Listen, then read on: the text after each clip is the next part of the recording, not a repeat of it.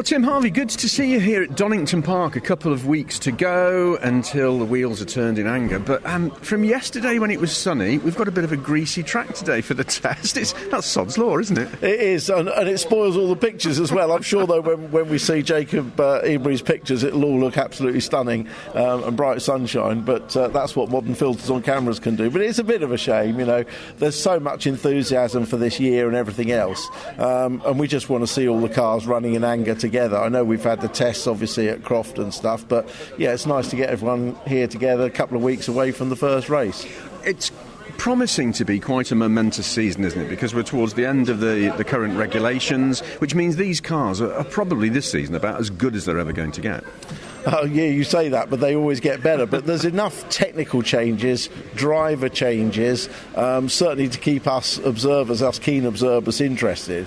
I'm sure the racing's going to be fantastic. The drivers are all loving the cars because they're a little bit lighter, 55 kilos less without the hybrid system, but they'll still have the push-to-pass, albeit using turbo boost. But so the racing will still be spectacular. So I think, there's been quite a lot of development done over the winter, as there always is. We've got an engine freeze coming in end of the month, so they've all worked on their engines because that's what they're going to have to stick with after April.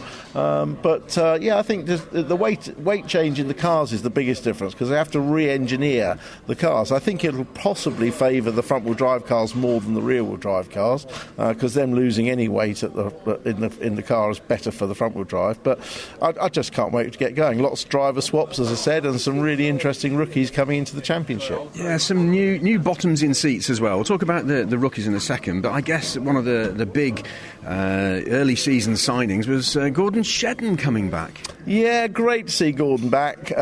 We've one champion back in, another one out, sadly losing Colin Turkington, which is a huge loss to the championship. But that's down to the commercial reasons and BMW cutting back massively on their support, which was a big fundamental in Colin's drive. But yeah, having Gordon back is fantastic. You know, there's nothing he doesn't know about touring cars.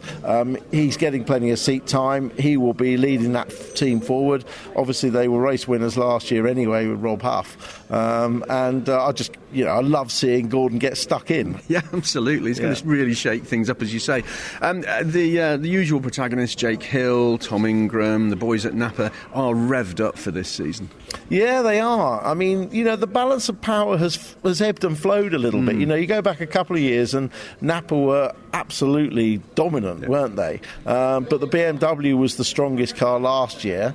Tom Ingram as well, he's had a dominant season. I mean, I know he's been working on certain elements, the key elements they think they need to improve on. I think that's basically mixed weather conditions. That's possibly what cost them the championship at Brands last year at end of 24. But they've all been working on their shizzle, and we'll see how it all unfolds once we get racing.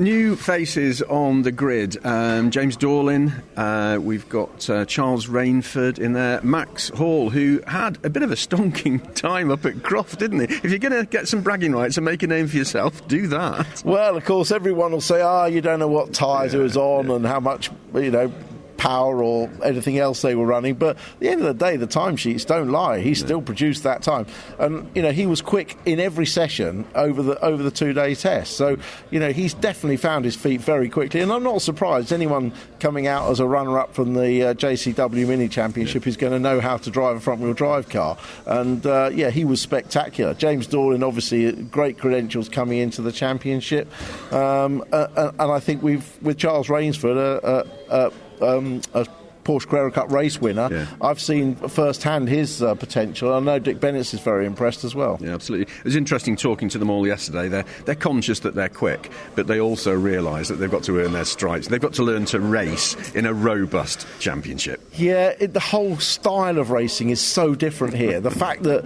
in every other championship, your car is basically the same every time you get into it. Here, with the different turbo boost allocation, what used to be the hybrid or what used to be before that the ballast, your car changes all the time. Throw in option tyres as well, and they have to get used to racing the car against other cars that maybe in the last race they were quicker than, but then in this race they're handicapped, and it's quite difficult to learn the process of how to race. Who do you think might be the surprise outsiders? I've got one name particularly in mind, but let's see what you think. I haven't really. I expect to see everybody up there. I haven't got a. I'm interested. Who's your sort of... Darryl de Leon. I think Darryl's... talking to him yesterday, he's relaxed, he's very excited about being in the BMW, and I think he's got the potential to be quick. Yeah, I think you're right. You know, he's with the crack team, West Surrey Racing. He's got a great guy to learn off in Jake Hill, obviously, current champion. Darryl impressed enormously in the Unlimited Cupra last year. Definitely got a really good turn of pace, and of course he's driven rear-wheel drive cars before, radicals and everything else. So that won't faze him at all. Yeah, I think you're probably right. He's probably the most in terms of one to watch. He probably is the guy. Yeah, Mikey Doble maybe. Yeah, Mikey's back with Power Max. Yeah. Great to see them back. He put a smile on Adam Weaver's face last year. Yeah, he did, yeah. But they're a great team. I mean, I don't know yet whether there's still plans to get the second car out. I haven't heard anything. But, perhaps focusing on one car and Mikey, a proven front runner, they can shock the establishment once again. Are we going to be surprised finally, Tim, at the end of the season? I mean, it will go down to the wire again, isn't it? Because Alan likes that to happen. I don't know what you're saying. No, and I'll apologise in advance. Yeah. However, are we going to be surprised come the end of the season? Or is it going to be one of the usual suspects, do you think? I suspect it'll be one of the usual suspects because despite all of the pace and everything else, for whether it's a Darryl de Leon or a newcomer Charles Rainford or any of the others, there's a lot of learning to do, whether it's new car, new team, new championship, and the cream always rises to the top.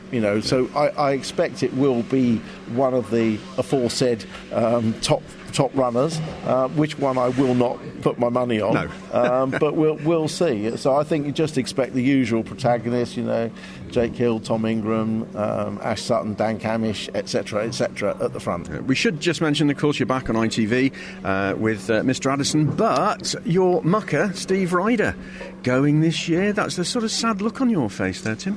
Yeah, I mean, look, working with Steve for the last 20-odd years, he was already a legend in sports broadcasting and presenting.